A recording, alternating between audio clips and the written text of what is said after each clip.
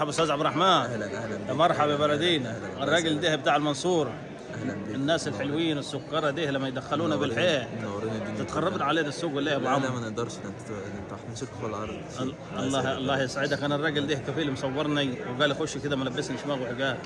بس حلو عليك اهو. والله سعودي يعني مبين علي. لا سعودي ما شاء الله. واللغوه بتاعتي لا اللهجه صعيدي صعيدي ايوه. صعيدي. يا مرحبا بلدينا مع استاذ عبد الرحمن. اهلا بيك. مشرفنا كده. انت اول مره تيجي للقف؟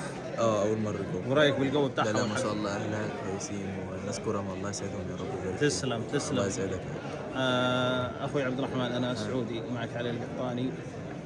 وهذا كان مقلب حين في مهرجان الزيتون. فهذا شرف لي والله اني اصوركم فيه. اي نعم. لا انت بس انت صعيدي. ايه؟ انت صعيدي.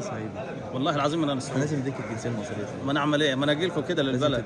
بس ما تقوليش اجوزك لانه لو هي هتقطعني حتت والله. لا مش هنديك من الصعيد بقى، نديك من حته ثانيه حاجه حلوه تدلعك كده ولا الله يسعدك يا حبيبي. الله تسمحنا نزيع ولا لا؟ لا تفضل طبعا. الله يحفظك. تحياتي. السلام عليكم.